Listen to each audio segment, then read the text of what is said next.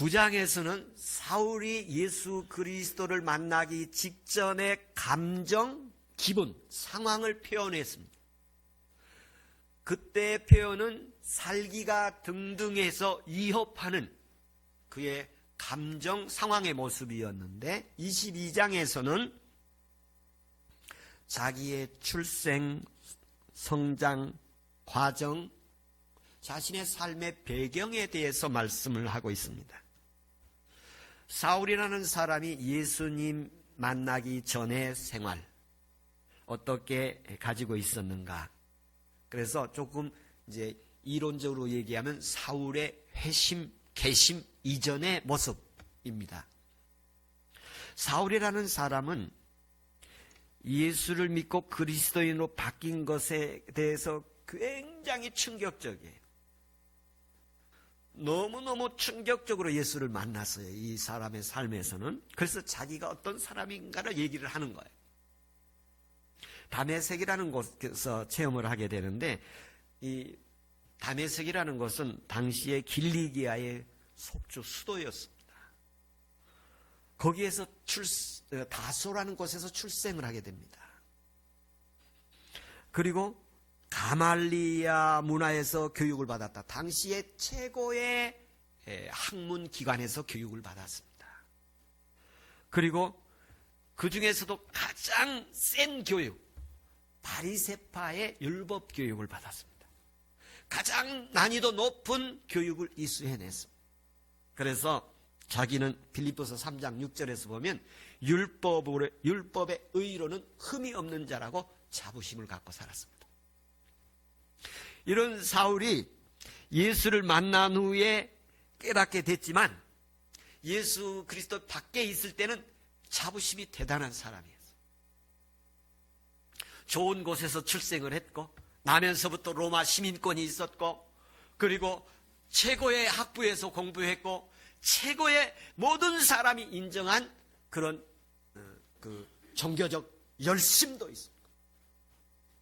그래서 이 사람이 그 자기가 가지고 있던 종교적 열심을 통해서 교회를 박해하는 일에 앞장을 서고 그리스도인을 박해하는 일에 앞장을 서면서 오늘도 내가 다메섹에 숨어있는 기깔한 곳에 숨어있는 그리스도인들을 집집마다 찾아가서 결박하고 예루살렘으로 끌어다 투옥시키려고 가는 길이었어요. 그 요즘 말로 말하면 체포영장을 가지고 간 거예요. 이런 열심, 그리스도인들을 자기가 죽이는 일에 앞장섰다. 스데반에게 돌을 던진 사람들의 옷을 가지고 있었어요. 그리고 그 뒤에서 지원을 하고 있었습니다. 그러니까 예수라고 하면 그 상대는 어떻게 해야 되느냐면 죽여야 될 대상이 된 거예요. 이단으로 생각을 했고 사이비로 생각을 했고 처형을 시켜야 될 그런 존재로 봤고 그래서 예수 그리스도도 예루살렘 시민들에 의해서 죽게 되지 않습니까? 그러니까 전쟁으로 말하면 적군과 아군의 상태예요. 그런데 길에서 예수님을 만난 거예요. 그리고 이 사람이 예수님의 일꾼이 되어집니다. 자기가 이제까지 추구해왔던 것하고 정반대의 길을 가야 되는 그런 상황인 거예요. 제가 오늘 그래서 우리 예배자들 또 우리 함께 온라인으로 함께 예배하는 자들에게 모든 분들이 예수를 바울처럼 충격적으로 좀 만났으면 좋겠다. 강력하게 좀 만났으면 좋겠다. 그런 마음이 간절합니다. 이 체험의 모습은 체험 자체 본질은 같은데 9장에서 22장, 26장에서 동일한 사건을 3번 진술하고 있는데 표현들이 약간의 차이점들이 있고 강조점들이 있습니다. 그래서 9장에서의 표현과 차이점들을 좀 표현을 하면 자식이 자기 신을 소개할 때 상황과 감정적인 표현을 했다면 22장에는 자기의 이력을 쭉 소개를 하고 있는 거예요. 그런 사람이었는데 내가 예수를 만나고 예수의 종이 되었다. 그런 말씀. 그때 하늘로부터 호련히 9장에서 그런 표현을 했어요. 하늘로부터 호련히 빛이 나타났다. 그렇게 표현했는데 여기 22장에서는 담에서 가까이 갔을 때 오정쯤 되어 호련히 하늘로부터 큰 빛이 나타났다. 여기 두 가지가 나타나는데요. 하나는 시간 문제가 선명해졌습니다. 오정, 그러니까 정오쯤. 9장에서는 호련히 갑자기 나타났다고 생각을 하고 저자가 표현을 했는데 22장에서는 시간이 분명해졌어요. 시간이 언제? 분명 22장에 가면 정오에 그렇게 시간이 분명해졌어요. 그러니까 예수를 만날 때 내가 언제 어디서 어떻게 만났다 이 분명한 그 날이 있습니다. 여러분 하나님 말씀이 마음속에 들어올 때에 그 말씀이 분명한 말씀이 되면 평생 잊어지지 않습니다. 여러분 그 마음에 큰 충격을 받았던 거 있다면 좋은 일이든지 나쁜 일이든지 그것이 마음에 지워지지 않는 것이 있다면 분명히 언제 어디서라고 표현될 수 있을 것입니다. 그런데 바울은 시간, 장소를 얘기하고 있습니다. 다메섹에서 정오에 그리고 9장에서는 빛이 임했다고 그러는데 여기에서는 큰 빛이 임했다고 그럽니다. 그리고 26장에 가면 해보다 더 밝은 빛이 임했다. 그렇게 표현을 하고 있습니다. 표현이 점점 더 강해지고 있습니다. 예수 그리스도를 만난 모습, 말씀을 읽을 때나 기도할 때나 찬양할 때나 우리의 삶에서 예수의 역사가 점점 더 강해지길 바랍니다. 내년 부활절 함께 예배할 텐데 그때는 우리 신앙이 더 부활된 신앙이기를 바랍니다.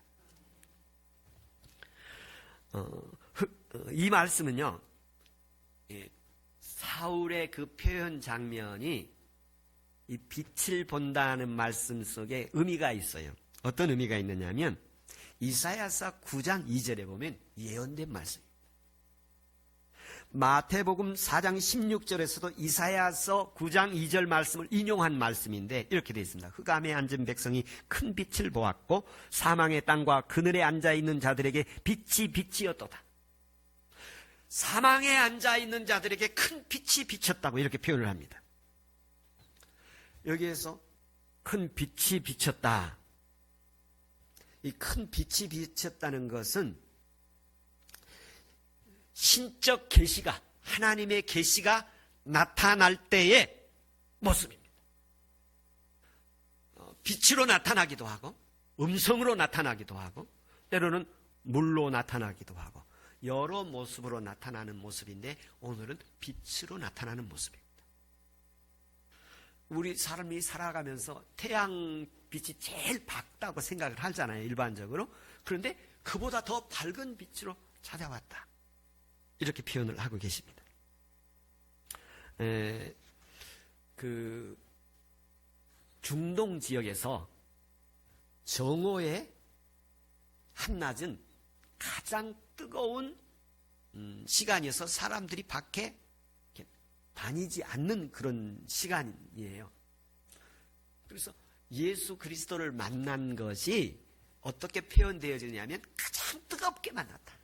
가장 뜨겁게 내 자신이 예수를 만났다. 자신이 내 인생 가운데 가장 충격적으로 만나졌다. 그런 표현입니다. 누구든지 예수 그리스도를 제대로 믿으면 자신의 삶에 가장 충격적인 것은 뭐냐 하면 예수 믿는 것입니다. 예수 십자가를 만난 거예요. 그래서 뭐라고 다음 이어가고 있느냐면 그 둘러 비침에 그러면서 이 예수 그리스도가 사울아 사울아 왜 나를 박해하느냐? 누구십니까? 나는 내가 박해하는 나사렛 예수다. 이렇게 대답을 하십니다. 여기 9장에서와 차이점이 뭐가 있느냐면 다 동일한데 나사렛 예수라는 말이 추가되었습니다. 나사렛 예수라는 말은 당시에 예수라는 말이 굉장히 많이 있었어요. 이름이 많이 있었어요. 그래서 지명을 붙여서 나사렛 예수라고 합니다. 예수를 판 가룟 유다도 가룟 출신의 유다입니다. 유다라는 사람이 많았기 때문에 지명을 붙여서 한 거예요. 우리나라도 뭐 지명을 붙여서 무슨 댁 뭐 이렇게 얘기를 하기도 합니다만, 이 나사렛 예수라는 말을 지명을 붙였을 뿐만 아니라 초기 기독교인들은 나사렛 예수님을 나사렛 예수라고 불렀어요. 사도행전 3장 6절에 보면 베드로가 그 나면서부터 장애인이었던 사람을 고칠 때에 나사렛 예수의 이름으로 일어나 걸어라, 그렇게 표현을 하십니다. 나사렛 예수라는 이름은 어떤 이름이냐면, 사울이라는 사람은 예수님이 살아있을 때에는 관계가 언급이 없어요. 근데 부활하신 후에 만나게 되는데, 나사렛 예수는 사람의 몸을 입고 하나님의 아들로 공생의 삶을 산, 하나님의 나라를 전파하는 삶을 3년 반 동안 하셨는데, 그때의 사역을 공생애라고 말씀하십니다. 공생의 3년 반 동안의 사역을 들었을 거예요. 그래서 사울이 이 나사렛 예수가 부활하신 것을 지금 들었잖아요. 보았잖아요. 음성을 이렇게 듣고 있어요. 그러면서 공생의 사역, 십자가의 예수도 인정하는 모습이에요. 부활의 신앙의 여정은 먼저 선행되는 것이 있는데, 십자가의 예수님을 먼저 만나게 되어집니다. 십자가의 예수님을 만나서 나의 죄를 위해 다 죽으시고 나를 살려주신 분으로 만나게 되어집니다. 그 은혜가 있기를 바랍니다. 그 앞에서 죄인이라는 고백이 이루어집니다. 제가 주중에 어르신 한 분을 만나서 예수님을 이렇게 영접하는 시간이 있었습니다. 하나님 앞에 죄인인 것을 인정하십니까? 아멘. 그리고 예수님이 나를 위해서 돌아가신 것을, 십자가에서 죽으신 것을 믿으십니까? 아멘. 예수님을 마음속에 모셔드리겠습니까? 예. 그러면서 예수를 영접하고 기도를 하는 시간이 있었습니다. 누구든지 주의 이름을 부르는 자는 구원을 얻으리라. 사람 앞에서 시인하면 나도 하나님 앞에서 너를 시인하리라. 예수님은 우리의 구원자이십니다. 예수님은 나를 위해서 십자가에 죽으셨습니다. 예수님은 부활하셨습니다. 나를 위해 부활하셨습니다. 오늘 10절에 보면, 내가 이르되 주님 무엇을 하리이까? 주께서 이르시되 일어나 다메섹으로 들어가 내가 해야 할 모든 것을 누가 가르치리라 하시거늘. 여기에 가르친다, 그런 표현이 있어요. 누가 와서 가르쳐준다, 그런 표현이 있는데요. 지금 사울이라는 사람이 예수님을 만났어요. 그리고 해보다 큰 빛이 내게 임하였어요. 그래서 일어나는 현상이 9장에서 보면 뭐가 있었느냐면, 보지 못하게 되고, 듣지 못하게 되고, 그리고 말하지 못하게 되고, 먹지 못하게 되고, 여기 본문에 보면 걷지도 못하는 그런 모습을 표현해서 사람들에게 끌려가게 되는 모습으로 보여집니다. 예수 그리스도를 만나서 너무 충격이 컸어요. 제가 그래서 지난주에 그렇게 해석을 했지요. 앞이 안 보이기도 하고, 그리고 너무 큰 빛을 받기 때문에 갑자기 밖이 어두워져서 안 보이기도 하고, 그 다음에 너무 충격을 받았기 때문에 눈앞이 캄캄해서 안 보여지기도 하다. 우리나라에 그런 말도 있지 않습니까? 글을 모르는 사람을 까막눈이라고 그런 표현을 하지 않습니까? 그런 것처럼 보아도 보이지 않는, 다시 말하면 예수님을 보아도 예수님을 알아보지 못하고, 하나님을 만났는데 하나님이 누군지를 모르는 거예요. 오늘 우리가 성경을 볼 때 하나님 보이고, 예수님 보이고, 예수 음성 들리고, 하나님 말씀 들려지는 역사가 있기를 바랍니다. 이거는 누가 해주느냐? 하나님의 주권적으로 되는 거예요. 하나님의 주권적으로. 여기 교육적으로 할 수 있는 일이 아니에요. 우리가 교육적으로 문자를 이해할 수 있게 하고 숫자를 터득하게 하고 이런 것들을 우리는 가르쳐서 될 수 있지만, 신앙은 가르쳐서 되는 게 아니에요. 물론 교육이 있어야 돼. 그러나 직접 만나게 하시는 이는 하나님이십니다. 근데 하나님이신 것을 만날 때 몇 가지 방법이 있는데요.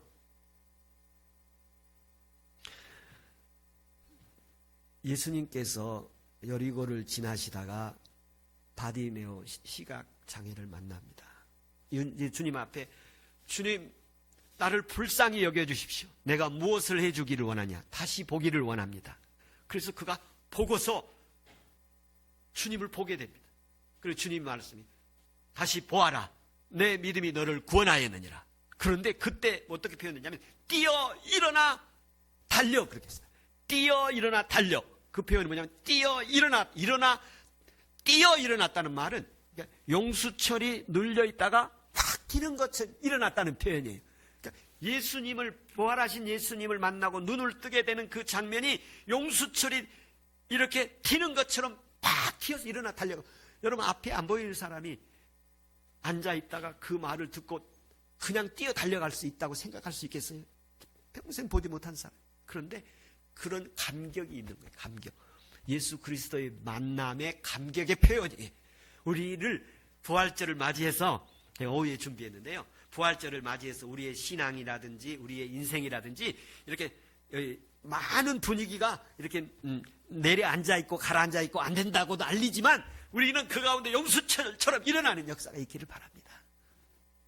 이런 부활절이 되기를 소망하면서 바울이 그런 보는 체험을 하게 되는데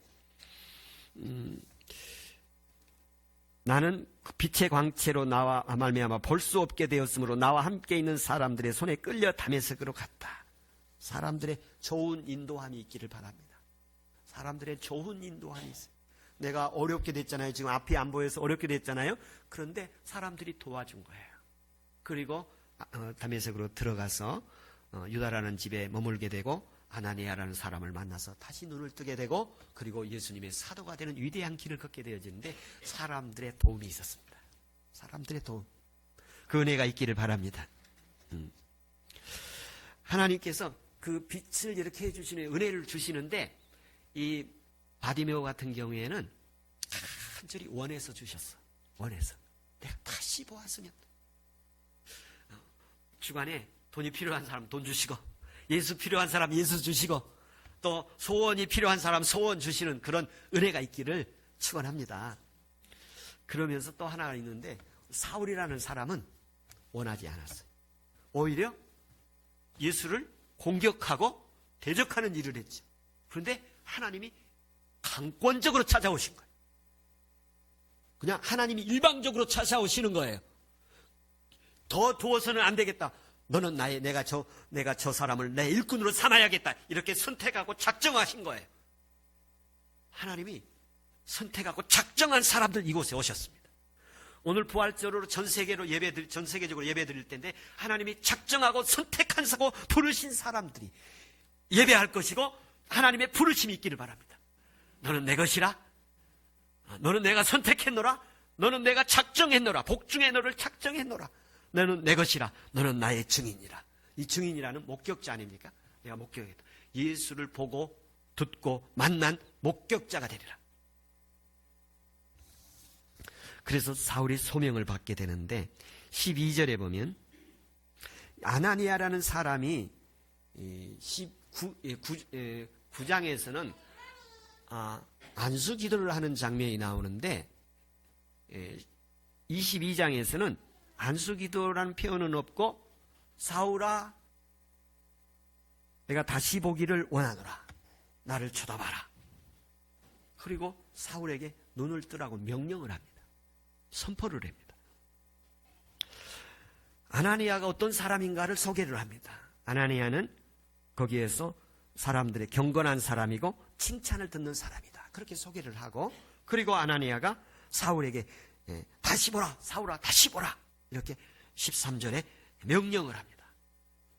하나님께서 사람을 통해서 얘기하지만 그대로인데 이 다시 보라는 말씀은 누가복음 18장에서 보면 예수님의 사역이 4가지가 나오는데 그 4가지 가운데 예수님께서 첫째가 포로된 자에게 자유함을 그리고 눈먼 자에게 다시 보게 함을 이렇게 표현을 하고 있습니다. 두 번째 사역 가운데 눈먼 자를 다시 보게 하는 게 예수님의 사역이에요. 눈먼 자를 다시 보게 한다는 말은 무슨 말이냐면 우리가 이런 육안의 눈을 먼저 다시 보게 한다는 말이 아니라 예수님을 볼 수 있는 눈으로 만드는 것이 예수님의 사역이라는 것입니다. 천국을 볼 수 있는 눈으로 만드는 것이 예수님의 사역이라는 것입니다. 성경을 하나님의 말씀으로 볼 수 있도록 만드는 것이 예수님의 사역이라는 것입니다. 우리에게 다시 보게 되는 은혜가 있기를 바랍니다. 그래서 영의 눈을 갖게 되고 또 새로운 눈을 갖게 되고 진정한 눈을 갖게 되고 하나님의 눈을 갖게 되어서 예수 그리스도를 볼 수 있다는 것입니다. 제가 개척 초기에 그 주일학교를 이렇게 전도하고 이렇게 그 어린이 성경학교 하던 때가 있었는데, 그 아이는 이제 초등학교에서 뭘 배우고 있냐면 더하기를 배우고 있었어요. 그 십자가를 보더니, 교회 와서 십자가를 보더니 야, 더하기 있다, 그렇게 얘기를 하더라고요. 그 아이는 지금 뭘 알고 있느냐면 더하기를 배우고 있는데 교회 가니까 더하기가 있는 거예요. 그래서 야, 여기 더하기가 있다, 그렇게 얘기를 하더라고요. 그래서 제가 십자가를 더하기라고 얘기하는 어린아이를 그때 처음 느꼈는데요. 우리에게 그 아이는 지금 더하기라는 그 기호에 눈을 뜬 거죠. 그런 것처럼 우리 인간에게 하나님에 대해서 눈을 뜰 수 있는 눈이 있습니다. 하나님이 눈 떠주시기를 축원합니다. 길을 열려주시기를 바랍니다. 영혼의 길을 열어주고 마음도 열어주시고 영혼의 귀도 열어주시고 영혼의 눈도 열어주셔서 하나님 보이기를 바랍니다. 우리 교회에 이 정원이라고 표현하기는 그렇습니다만, 정원에 살구꽃이 금주에 활짝 피었어요. 살구꽃이 활짝 피어서 우리 성도들에게 부활주를 이렇게 나무도 축하하는구나, 그런 표현인데, 이런 눈이 열리고 꽃이 피기를 바랍니다. 그리고 이제 마지막 말씀 준비했는데, 이런 영적 체험의 의미가 있는데요. 14절 15절 말씀인데요. 14절에 보면 우리 조상들의 하나님이 너를 택하여 자기 뜻대로 알게 하시며, 보게 하고 들리게 하는 것은 알게 하시는 거죠. 의인을 보게 하시고 예수를 보게 하시고 입에서 나오는 음성 듣게 하시고 주님의 음성을 듣게 하시고 그를 위하여 모든 사람 앞에서 내가 보고 들은 것을 증언하게 하시리라. 여기 두 가지만 하겠어요. 너를 택하신 것이다. 한번 따라서 하겠습니다. 하나님이 나를 택하셨다. 하나님이 나를 택하셨다. 하나님이 너를 택하여. 하나님 나를 택하셨습니다. 제가 사실 지난주 2주 둘 중에 기도하는 그 내용이 있는데요. 우리 영동교회 교우 가운데 사업하신 분이 계세요. 많은 사람들이 오고 갈 때 그 물건을 보고 갈 거예요. 근데 그 물건 보면 내가 선택을 하면 그걸 사는 거 구입하는 거 아니에요? 그런데 선택이 안 되면 지나가는 거 아니겠어요? 그래서 지나가는 사람마다 물건을 보고 선택할 마음을 주십시오. 자, 그렇게 기도했습니다. 아멘? 아멘. 지나가는 사람마다 그냥 지나가지 말고 보면 눈이 꽂혀서 사고 싶은 마음 주십시오. 제가 이런 기도를 드렸습니다. 그런 기도를. 그리고 하나는 뭐냐면 보고 들은 것의 증인이죠. 증인이라는 말은 증언자, 목격자, 체험자라는 말이에요. 세상에 누구도 내가 그런 얘기했죠. 저는 가끔 사용합니다만, 갈릴리온가요? 지구가 돈다고 그랬다가 재판장에 가서 지구 안 돈다고 그랬지요. 그러고 나오면서 뭐라고 그러지요? 그래도 돈다고 그러지요. 내가 때로는 예수를 모른다 하고 나도 잊어버릴지 모르지만 그래도 나는 예수 믿는다. 나는 예수의 사람이다. 하나님이 나를 선택하셨다. 이렇게 믿고 살아가는 은혜 있기를 축원합니다. 하나님께서 이 사울에게 오늘 예수 그리스도가 사울이 박해하고 있는, 사울이 원하지도 않았는데 사울을 찾아와서 만나신 거예요.